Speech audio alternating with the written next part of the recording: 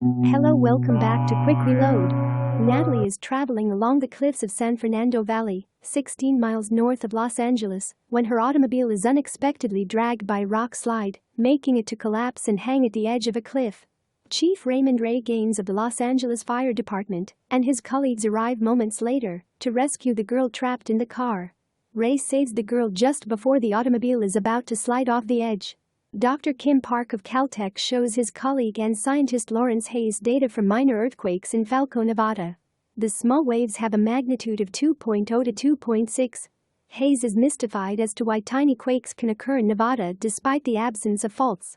To find out, Hayes and Park wish to travel to Nevada.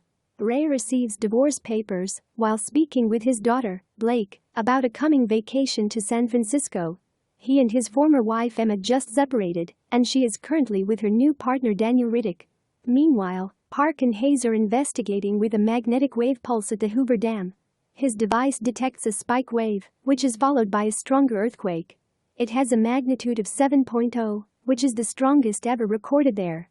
Park tries to flee as the dam begins to break, while Hayes orders those still on the dam to exit. Park is now leaving the dam site, but he stops to pick up a girl who is terrified to step on the collapsing dam and carry her out. The girl is saved, but Park's right foot is injured by a rod. Park is murdered when the dam completely collapses. Towns are submerged as a result of the incident.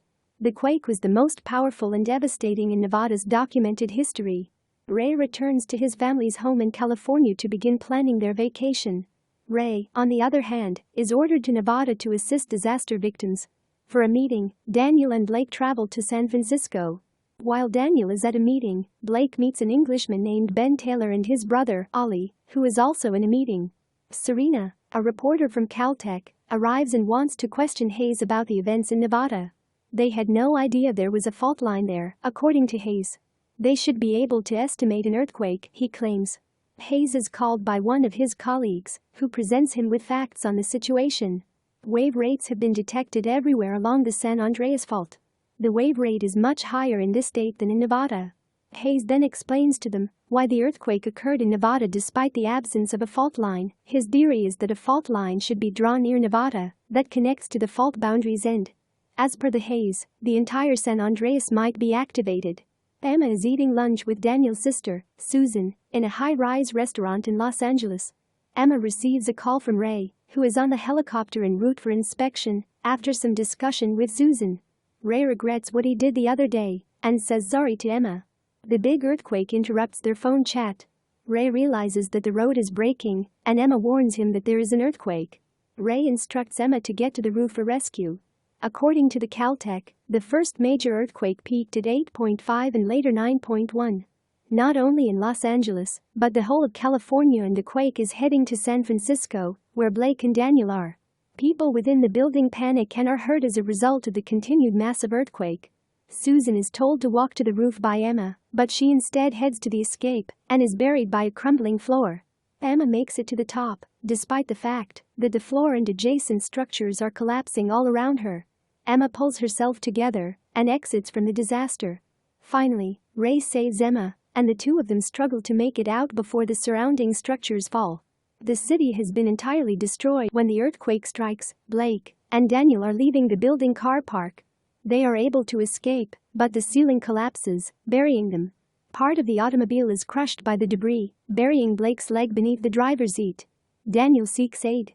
The rubble falls near Daniel as he begs for aid, killing a security guard. Instead of protecting Blake, Daniel runs in. Ben and Ollie, on the other hand, are fighting to save Blake as the material above her keeps pushing against the roof. The driver's seat is pushed to the side by using the jack to lift the debris, but Blake's leg is still caught. Finally, Ben pops the car tires, which lowers the vehicle and allows them to rescue her. As the aftershocks continue, the three exits the building. To contact Ray, the three decided to head to an electronics store. Blake finds a phone in the store and contacts her parents to let them know she's fine. She also informs them that Daniel has abandoned her. Emma is furious by this, and she sends a threatening message on Daniel's voicemail. Ray tells Blake that they must leave right away and meet at the Coy Tower as a pickup point. To save their daughter, Ray and Emma rush to San Francisco. Meanwhile, Daniel is walking through the crowd in the street when suddenly another strong earthquake hits. The structure over the crowd collapses. In order to save himself, Daniel steals the safe spot of someone else, and the victim is swept away by the debris. The helicopter's engine malfunctions when Ray and Emma are ready to travel to the city, causing them to crash land in a Bakersfield supermarket. The robber points a gun at Ray as they attempt to take a vehicle that has already been stolen, but Ray manages to control the offender, and they drive away. Hayes is able to alert the public about a far larger earthquake that is coming to impact San Francisco, thanks to Serena's help. He begs residents of San Francisco to flee immediately since their lives are in danger. After getting the vehicle, Ray and Emma drive till they come across an old couple who tells them to slow down or stop because the route is now unusable due to the newly opened San Andreas fault. They return to the apartment of the elderly couple. Ray exchanges the stolen automobile for the couple's airplane, which they own. Ray and Emma are successful in getting the plane to San Francisco. Ray describes what happened with their daughter, Mallory, who drowned in a rafting accident while on the plane. Ray admits that he was unable to save his daughter. This is the driving force behind Emma's desire for a divorce. They then take a flight to San Francisco. Blake, Ben, and Ollie travel through the congested streets of San Francisco to Coy Tower, where they had arranged to meet.